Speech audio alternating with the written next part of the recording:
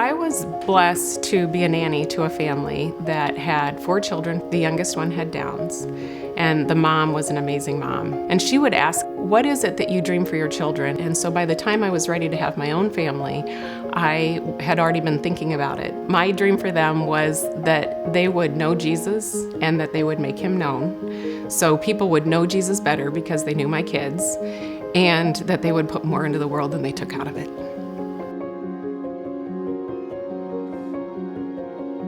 So Kellen was born on Labor Day after a full day of labor. And he was everything that we had hoped. Kellen is the delight of my heart. He can make me laugh like nobody else can. Corey was born 23 months after Kellen. We found out almost right away that he had some issues. He had heart issues right off the bat. And when he was 4 months old, he wasn't holding his head up. So we took him to the pediatrician. He just wasn't accomplishing his milestones at that point. So one thing led to another, 6 trips to the Mayo Clinic, and we never got a diagnosis, which was very hard in the early days because we just wanted to know why.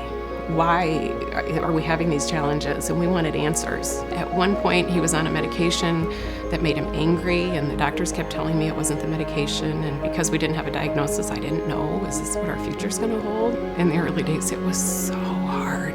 He would pull my hair and he would scratch at me and he would just shriek all the time. And I would pray myself through 5 minutes at a time and say, God, I can't do 6, but I can do 5, let's go. And we would just do 5 back to back to back, and then we'd get through it. I was sitting in my quiet time and I was really hashing it out with God. And I was just really asking him, what am I going to do here? What are we going to do? How are we going to get past this? Because it really felt like it was impassable. And God made it so abundantly clear to me. He said, I heard him say, I love him more than you will ever be capable of loving him. Just trust me, I've got it.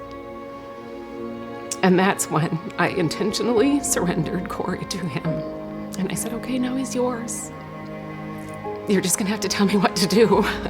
Life changed a lot from that moment on. Once I surrendered and gave it to him, God started to bring things to us that I couldn't manufacture.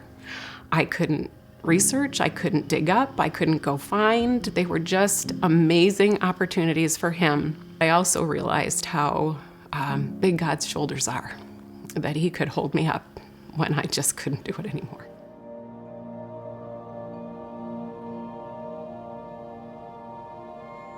It's been a really good year. Probably launched in the fall when he was nominated to the homecoming court at Valley. That wasn't something I would even have thought to dream. It wasn't like, oh God, this would be so awesome. And the hearts behind the nomination are probably the part that spoke to me the most. Mike was volunteering with a mom, and she had said to her son, oh, it's so cool that they nominated Corey for Homecoming King. And he just looked at her and he said, Mom, they didn't nominate him because he has special needs. They nominated him because he's the nicest kid in school. And then when they crowned him, to hear the stadium, they didn't do it because they felt sorry for him. They were every bit as excited for him as anybody would imagine. You can't dream those things. One of the things that some people don't know about Corey is that we were told early on that he would never speak. He attended ambassador training, which meant that they helped him work on a speech. He gives his speech now all over the city to, a classroom or hundreds of people. He would not miss a worship band rehearsal if it were up to him. He's at Hope for every one of them that he can attend, and he is worshiping with everything he has while he's there. And it fills him up, it brings him joy, and I've heard that it brings the people who get to watch him joy too. Ever since Corey attended Indiana University and the University of Iowa, he wanted to go to college. Congratulations on being accepted to Brother Corey. All right! That means I get to go to Bethel! It's a special program that they have at Bethel. Basically an inclusive learning opportunity for for people with special needs. There's just no question that God's hand is all over it. And that, again, that was a gift that he brought to us that we could never even have imagined. It's just all God. I think once I figured that out, there just was this peace of not having to carry that burden, of being responsible for other people, other lives, and that when people ask me things, the answers aren't mine because I don't have any good answers. It's just all God.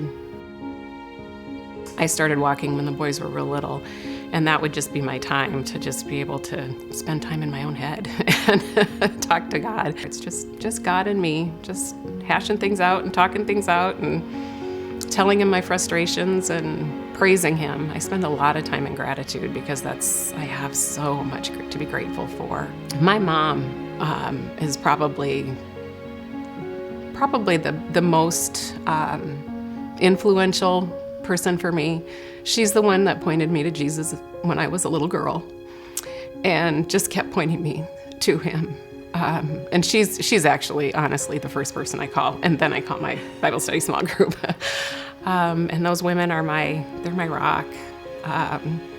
They're my prayer warriors. When I have something to celebrate, they're the first people I email. When things aren't going so well, they're the first people I email.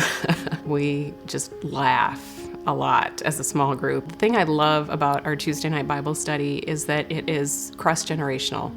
We've got grandmas, we've got moms who are empty nesters, we have moms whose kids are in school, we have people who don't even have kids.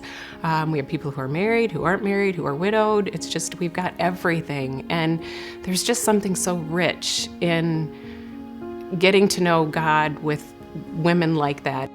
I think the whole journey of motherhood is about growing that fruit.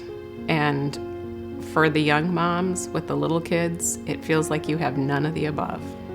And I know that I felt like I had none of the above.